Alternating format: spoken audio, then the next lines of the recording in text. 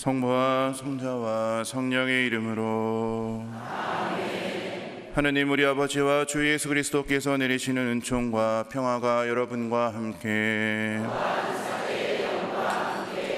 오늘은 연중 제32주일 평신도 주일입니다.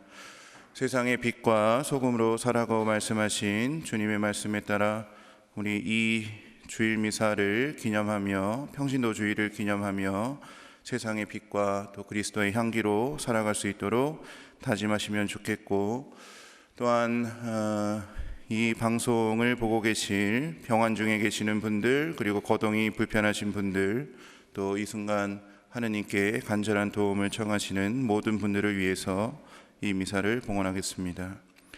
형제 자매 여러분, 구원의 신비를 합당하게 거행하기 위하여 우리 죄를 반성합시다. 전능하신 하느님과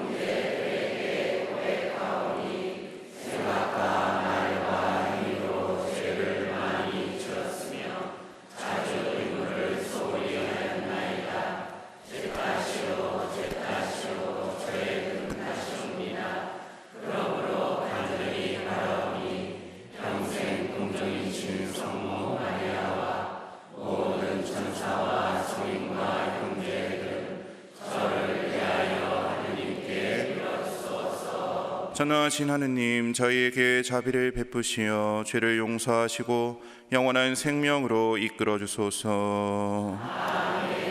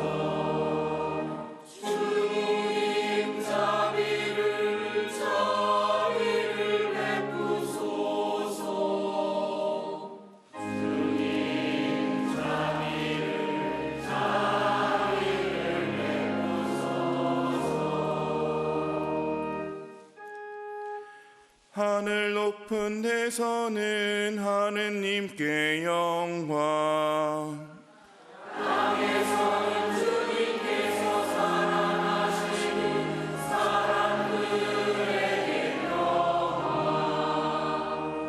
주 하느님, 하늘의 임금님,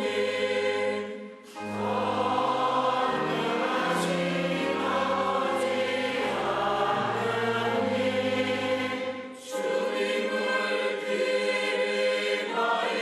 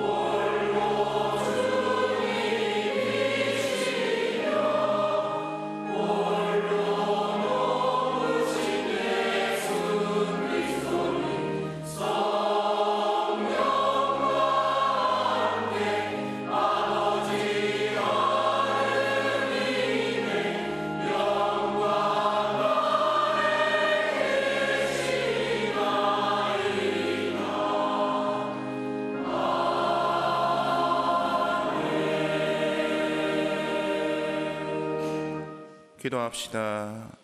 전능하시고 자비로우신 하느님, 저희에게 해로운 것을 모두 물리쳐 주시어 저희가 평안한 몸과 마음으로 자유로이 하느님의 뜻을 따르게 하소서. 성부와 성령과 함께 천주로서 영원히 살아계시며 다스리시는 성자 우리 주 예수 그리스도를 통하여 비나이다.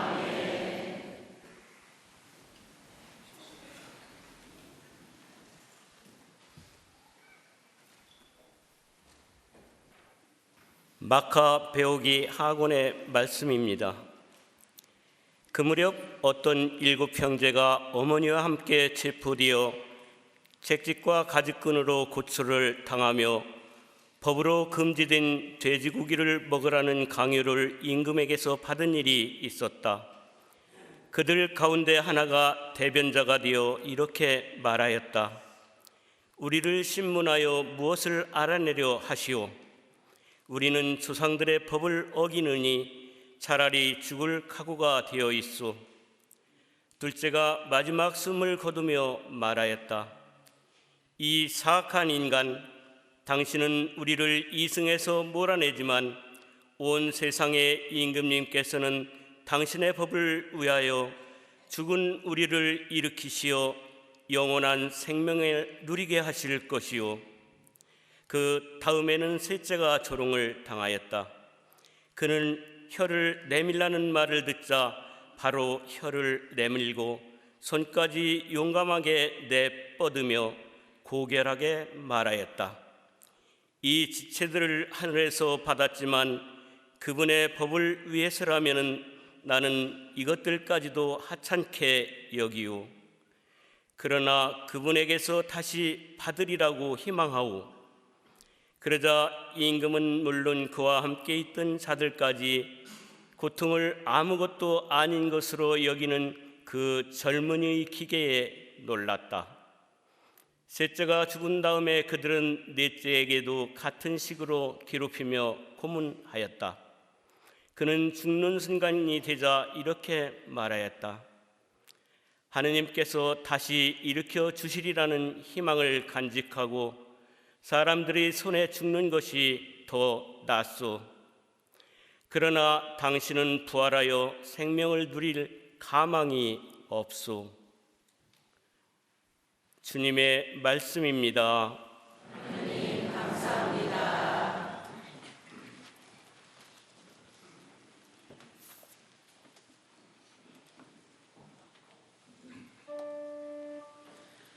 주님 저는 깨어날 때 당신 모습에 흡족하리이다.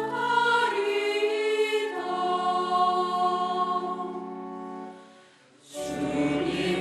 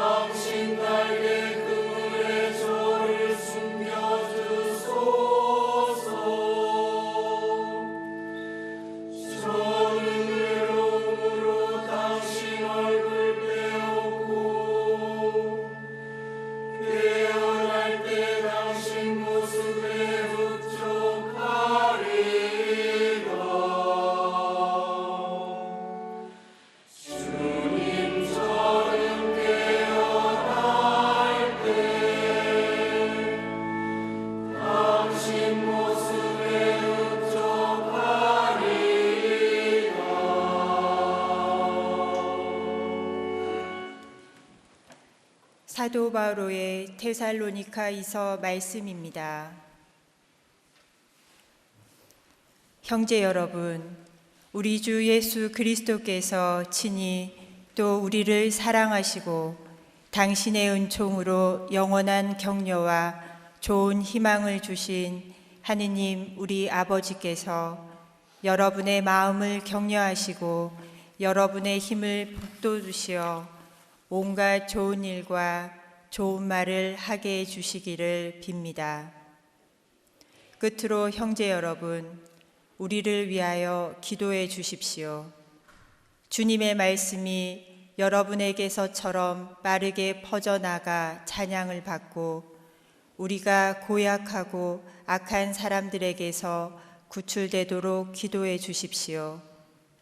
모든 사람이 믿음을 가지고 있지는 않기 때문입니다.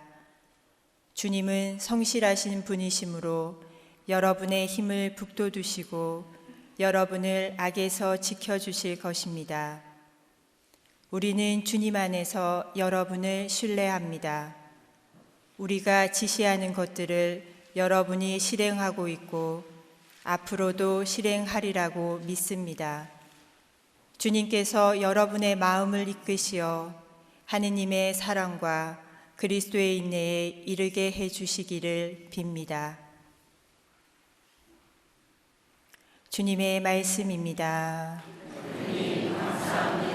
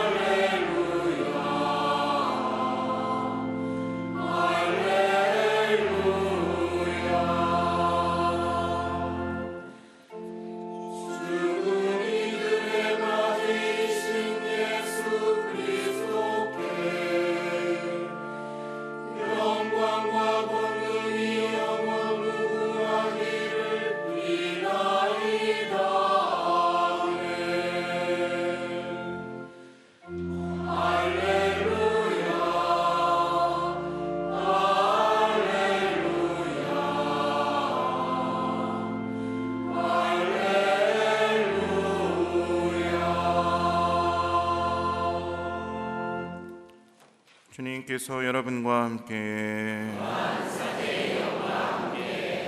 루카가 전한 거룩한 복음입니다.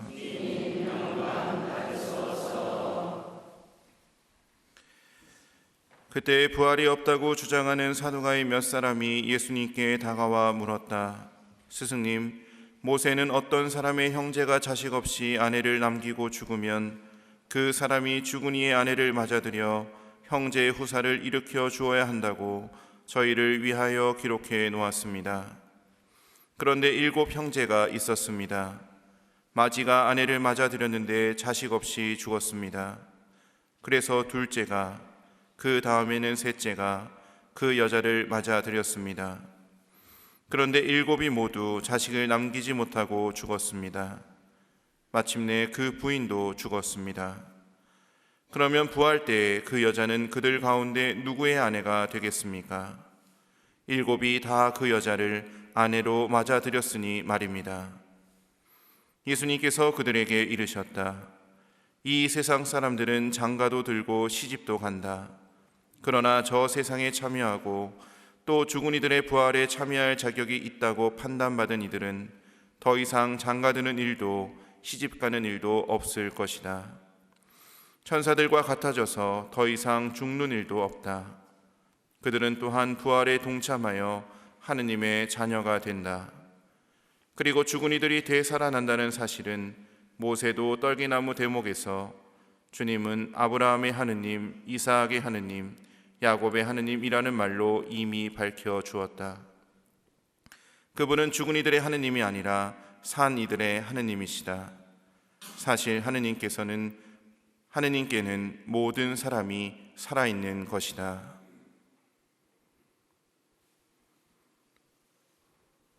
주님의 말씀입니다. 그리스도님 찬미합니다.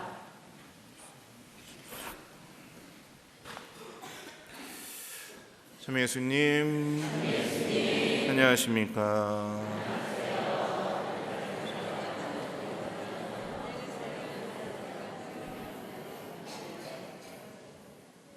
한 주간 편안하게 지내셨습니까? 네, 오늘 우리는 연중 32주일을 보내면서 평신도 주일로 지내고 있습니다. 본래 연중 제34주일은 그리스도 왕 대축일이었고 그 전주 33주일이 평신도 주일이었었죠. 그런데 작년서부터 33주간은 프란시스코 교황님의 지향에 따라 세계 가난한 이들을 위해서 봉헌이 되고 그 한 주 전인 32주에 이제 평신도 주일을 지내게 됐습니다. 제2차 바티칸 공의회에서 획기적인 변화가 이루어졌고 수동적인 평신도들의 위치가 능동적인 평신도들로 변환된 가장 획기적인 공의회였던 제2차 바티칸 공의회 이후로 우리 한국 교회에서는 1968년서부터 이 평신도 주의를 봉헌하면서 평신도들이 세상의 빛과 소금으로 또 그리스도의 향기로 살아갈 것을 다짐하며 봉헌하는 주일이 오늘 평신도 주일입니다. 이것을 기점으로 오늘 복음 말씀에 비추어 우리들의 삶을 다시 한번 돌아봐야 되겠습니다. 우리 가톨릭 교회의 가장 중요한 것이 무엇이냐? 사상이 될 수도 있고 또 정신이 될 수도 있습니다. 가장 중요한 것이 무엇이냐라고 한다면 그 핵심은 바로 그리스도의 부활입니다. 예수님께서 다시 살아나지 않으셨다면 오늘날의 이 교회는 존재하지 않았을 것입니다. 주님의 말씀도 어떠한 행적도 의미가 없는 것이 되겠죠. 때문에 이 부활은 우리들의 모든 것의 근거가 되는 것이며 또 이 부활을 믿고 또 부활을 희망하며 부활에 대한 삶을 살아야 하는 것이 우리들의 숙명입니다. 오늘 복음에서는 이 부활을 믿는 자와 믿지 않는 자의 삶이 대조적으로 아주 잘 나타납니다. 특히 복음 말씀에서 사두가이들 부활이 없다라고 믿고 있었었죠. 그리고 주장하고 있었습니다.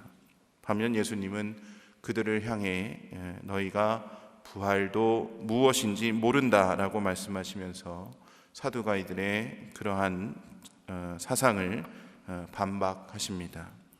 오늘 이 사두가이들이 주장했던 근거는 신명기 25장 5절에서 6절의 말씀입니다. 일종 수혼법이라고 이야기하는데요.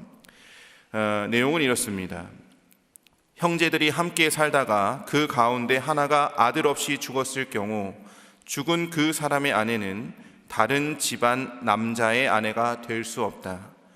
남편의 형제가 가서 그 여자를 아내로 맞아들여 시숙의 의무를 이행해야 한다. 그리고 그 여자가 낳은 첫 아들은 죽은 형제의 이름을 이어받아 그 이름이 이스라엘에서 지워지지 않게 해야 한다. 라는 수혼법의 이야기입니다. 물론 이 의미는 다른 것이지만 지금 이야기하기에는 좀 그렇고요. 어쨌든 이 이야기를 가지고 부활도 없고 또 하느님의 심판도 없다라는 것이 사두가이들의 주장이었습니다. 그러면 이들은 왜 이렇게 주장하고 있었을까? 바로 사두가이들이 가지고 있는 위치 때문에 그렇습니다.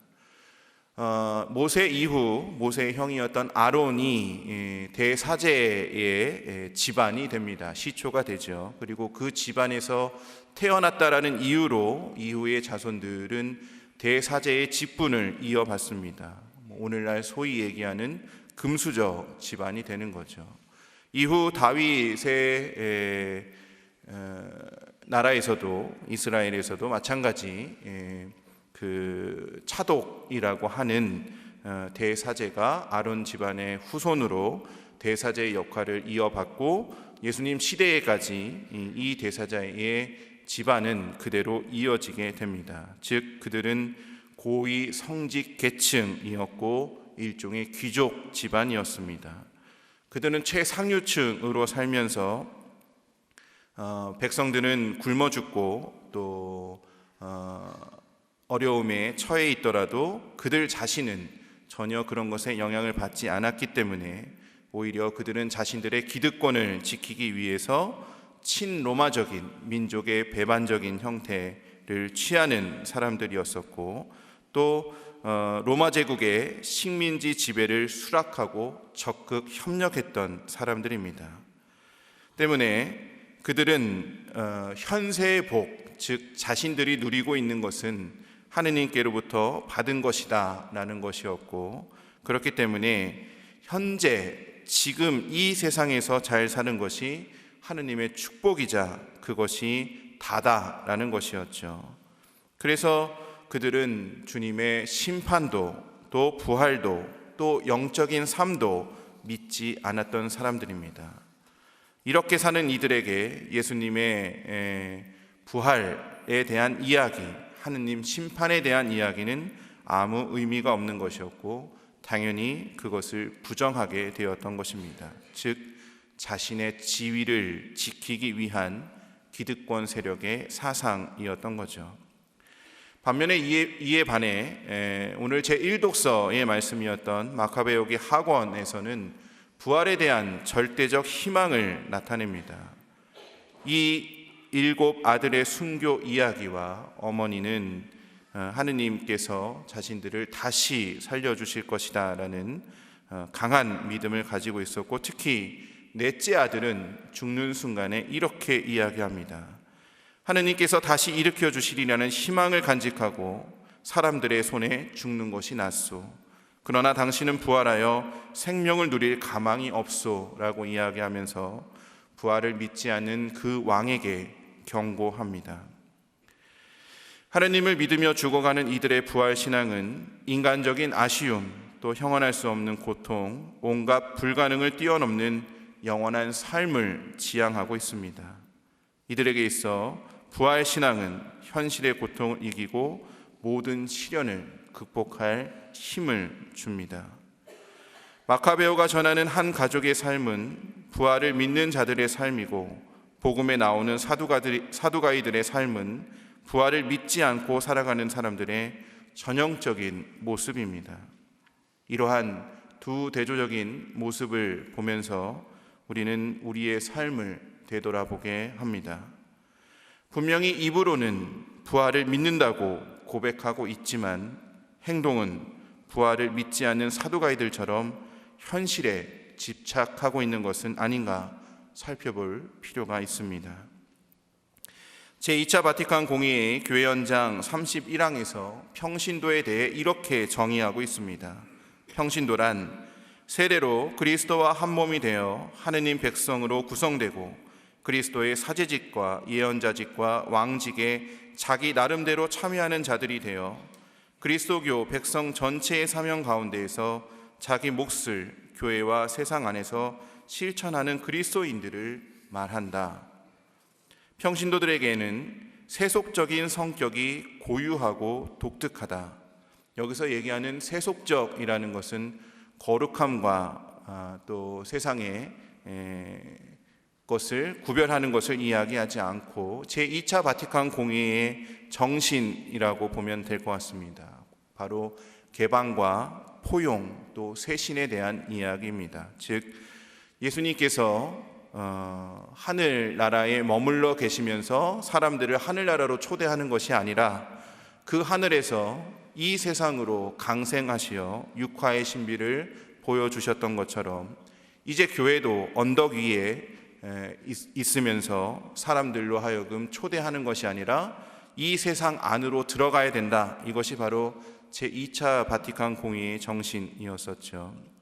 그래서 교회가 세상 안으로 뛰어들고 그로 인해 거룩한 교회가 세상을 거룩함으로 물들게 한다. 이것이 교회의 정신이자 오늘날 우리가 살아가야 될 모습이기도 합니다. 즉 우리의 거룩함으로 세상 안으로 들어가서 세상을 거룩하게 한다. 즉 세상의 빛과 소금이 된다라는 이야기입니다. 교회 현장에서는 평신도들의 임무에 대해서도 이렇게 얘기하고 있습니다. 자기 소명에 따라 현세 일을 하고 하느님의 뜻대로 관리하며 하느님의 나라를 추구하는 것이다. 평신도들은 세속 안에서 곧 각각의 온갖 세상 직무와 일 가운데에서 마치 그들의 삶이 짜여지는 것 같은 일상의 가정생활과 사회 상황 속에서 살아가고 있다. 거기에는 하느님께 부르심을 받아 자기의 고유한 임무를 수행하며 복음 정신을 실천하고 누룩처럼 내부로부터 세상의 성화에 이바지하며 또 그렇게 하여 무엇보다도 자기 삶의 증거로서 믿음과 희망과 사랑으로 빛을 밝혀 다른 사람들에게도 그리스도를 분명하게 보여준다. 조금 어려운 이야기지만 이 그리스도의 삼중 직무란 사제직과 또 예언자직과 왕직을 이야기합니다.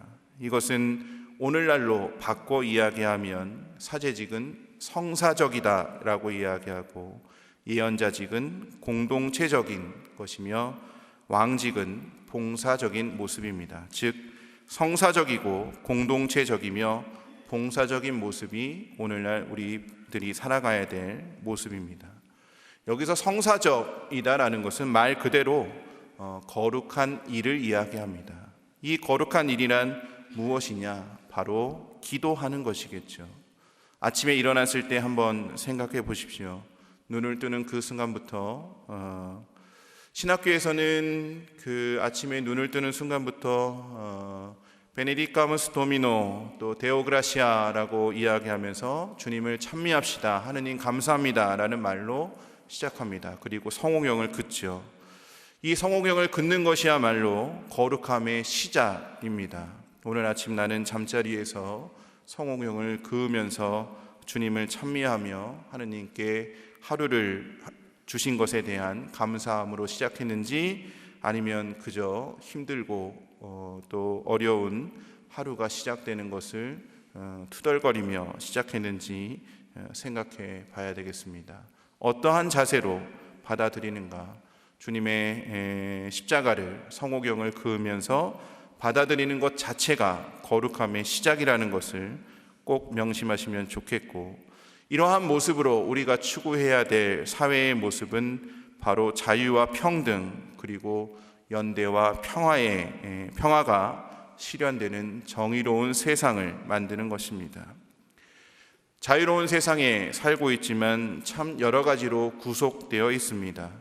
평등하다라고 하지만 사실 자본에 의해서, 돈에 의해서 불평등한 세상에 살고 있는 것이 우리들의 세상이고, 연대와 평화를 추구한다라고 하지만 지극히 개인적이고 이기적인 세상입니다. 때문에 나만 아니면 된다라는 생각으로 오히려 연대가 무너지고 서로의 평화를 깨는 일이 많은 것이 요즘 세상인 것 같습니다.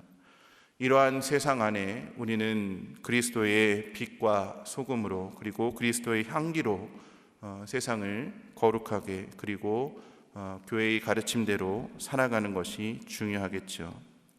즉 그 근거는 바로 부활에 있습니다.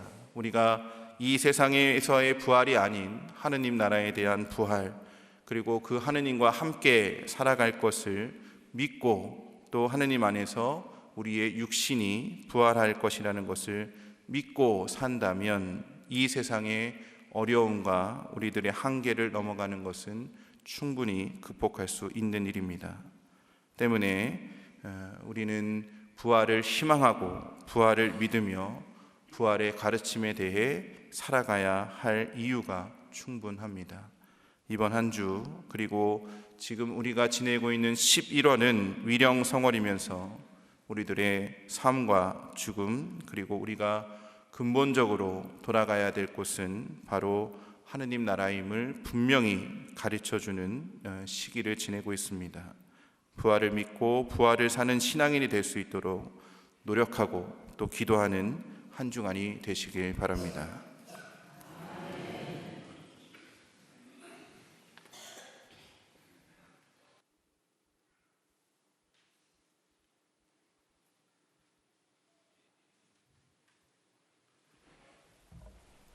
우리 신앙을 고백합시다. 전능하신 천주 성부,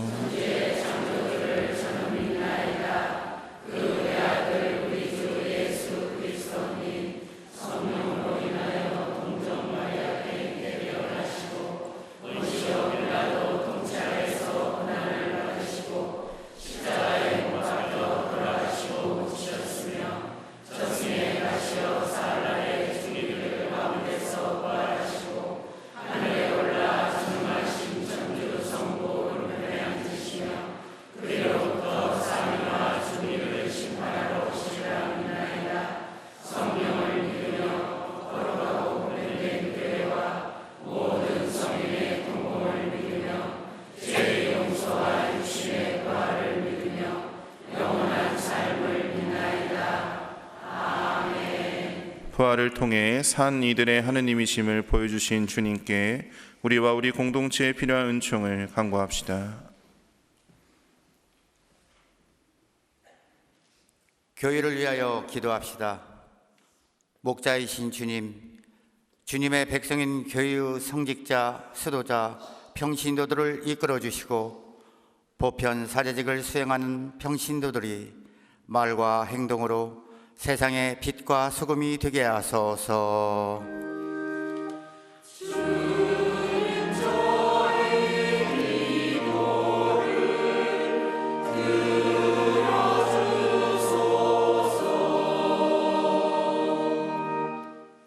우리나라의 평화를 위하여 기도합시다. 평화의 주님, 분단의 세월 동안 단절되고 대립하여 살아온 이 결의를 굽어보시어 화해와 일치를 위한 노력을 계속하여 서로 하나 되어 기쁨을 누리며 살게 하소서.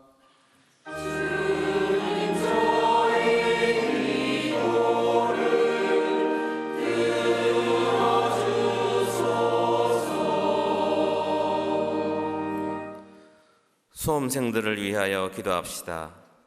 지혜의 근원이신 주님, 대학 수학능력 시험을 치르는 수험생들에게 강복하시어 준비한 시험을 잘 치르게 하시고 낙담하지 않고 인생의 관문을 힘차게 통과하게 하소서.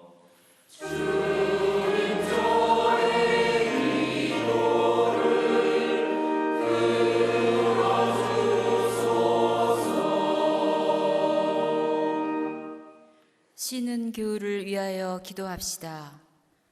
자비로우신 하느님 아버지, 주님의 사랑과 자비를 굳게 믿으며 청하오니 당신 곁을 떠나 있는 형제 자매들이 다시금 당신의 사랑을 깨닫고 공동체 안으로 돌아와 주님을 향한 뜨거운 신앙을 회복하여 사랑과 희망이 넘치는 본당 공동체가 되게 해 주소서.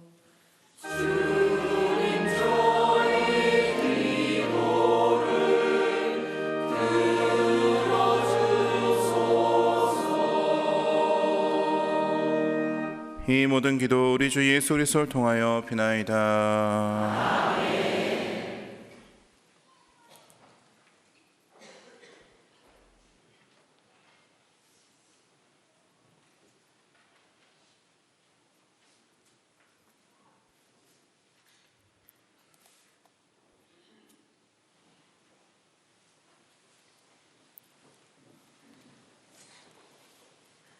오늘 2차 헌금은 평신도 주의를 위한 헌금입니다. 봉헌성가 70번입니다.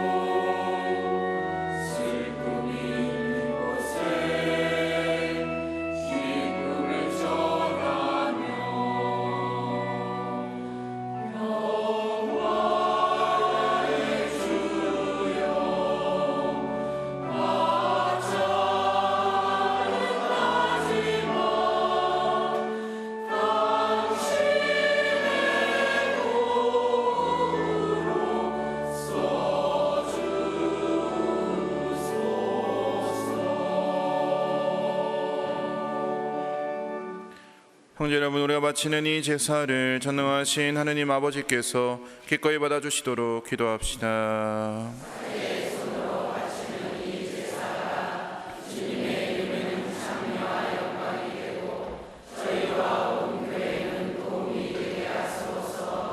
주님이 제사를 자비로이 굽어보시어 저희가 성자의 순환을 기념하며 믿음과 사랑으로 그 신비를 따르게 하소서. 우리 주 그리스도를 통하여 비나이다. 아멘. 주님께서 여러분과 함께 마음을 드높이 우리 주 하느님께 감사합시다. 거룩하신 아버지, 전능하시고 영원하신 주 하느님, 언제나 어디서나 아버지께 감사함이 참으로 마땅하고 옳은 일이며 저희 도리요 구원의 길이옵니다. 아버지께서는 죄로 말미암아 흩어진 인류를 성자의 피와 성령의 능력으로 다시 한 가족이 되게 하시고 삼위의 일치를 본받아 모인 백성이 주님의 지혜와 사랑을 찬미하는 교회요 그리스도의 몸이며 성령의 궁전이 되게 하셨나이다.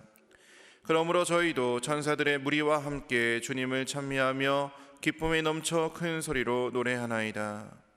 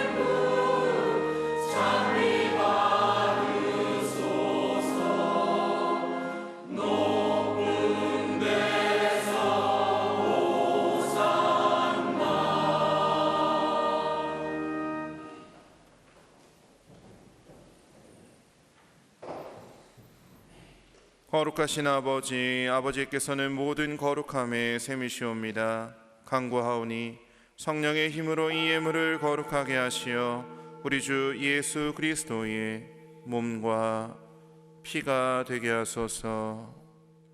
스스로 원하신 순환이 다가오자 예수님께서는 빵을 들고 감사를 드리신 다음 쪼개어 제자들에게 주시며 말씀하셨나이다. 너희는 모두 이것을 받아 먹어라. 이는 너희를 위하여 내어줄 내 몸이다.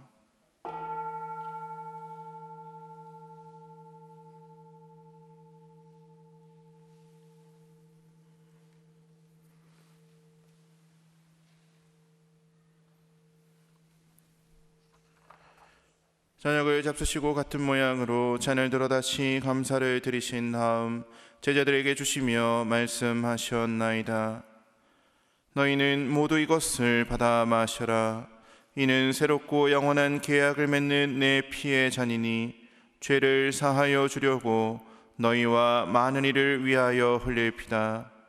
너희는 나를 기억하여 이를 행하여라.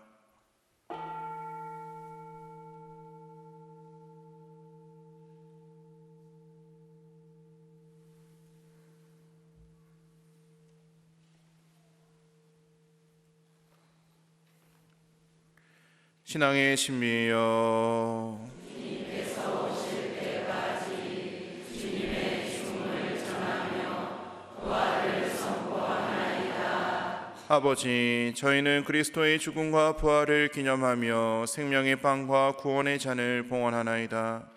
또한 저희가 아버지 앞에 나와 봉사하게 하시니 감사하나이다. 간절히 청하오니 저희가 그리스도의 몸과 피를 받아 모시어 성령으로 모두 한 몸을 이루게 하소서.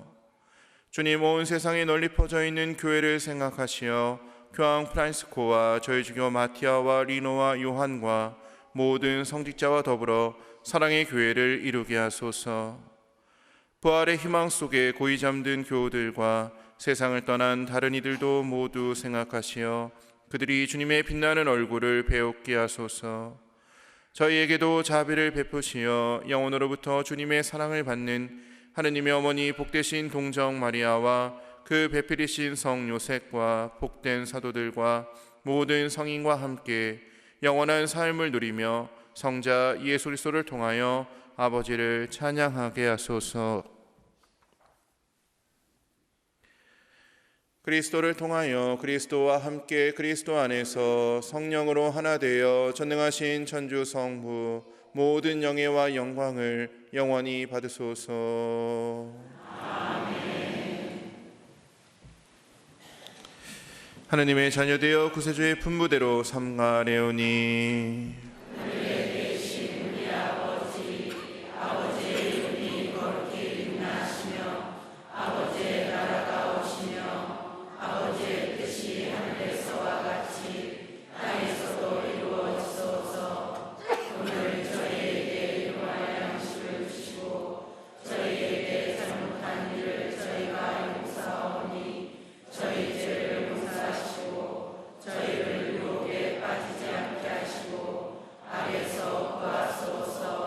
주님, 저희를 모든 악에서 구하시고 한평생 평화롭게 하소서. 주님의 자비로 저희를 언제나 죄에서 구원하시고 모든 시련에서 보호하시어 복된 희망을 품고 구세주 예수 그리스도의 재림을 기다리게 하소서.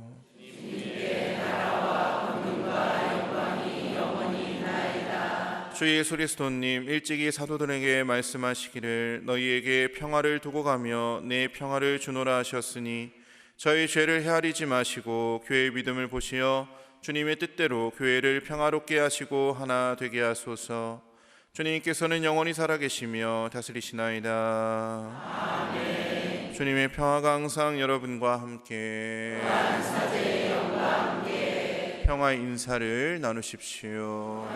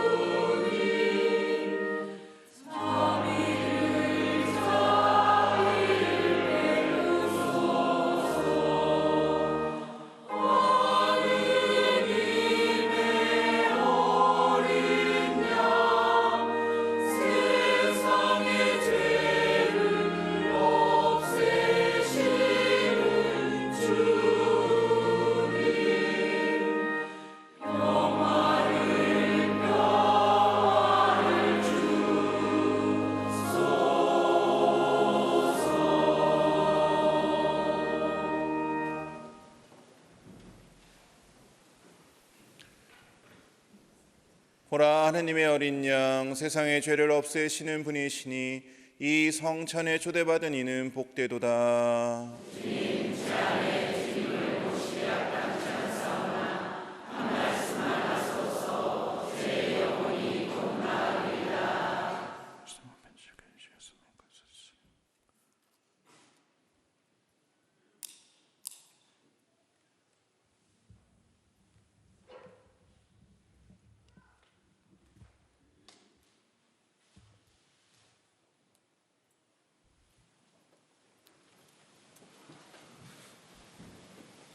성체성가 166번입니다.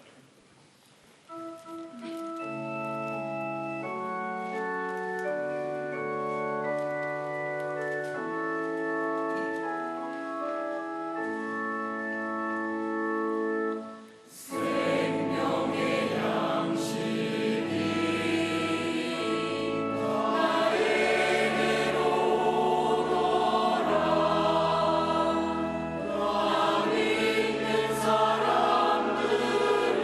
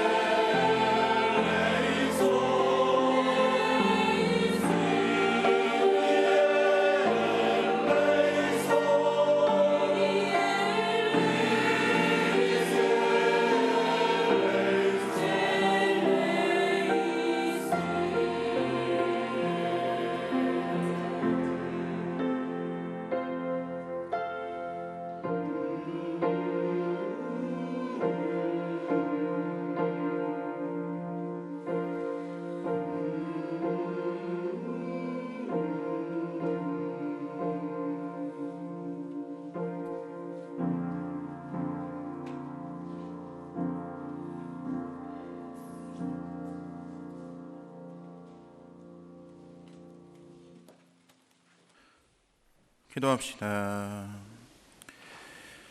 주님, 저희가 성체로 힘을 얻고 감사하며 자비를 바라오니 저희에게 성령을 보내시어 성령의 힘으로 저희 삶을 변화시켜 주소서. 우리 주 그리스도를 통하여 비나이다. 아멘. 주님께서 여러분과 함께 전능하신 천주 성부와 성자와 성령께서는 여기 있는 모든 이들에게 강복하소서. 아멘. 주님을 찬미합시다. 아멘.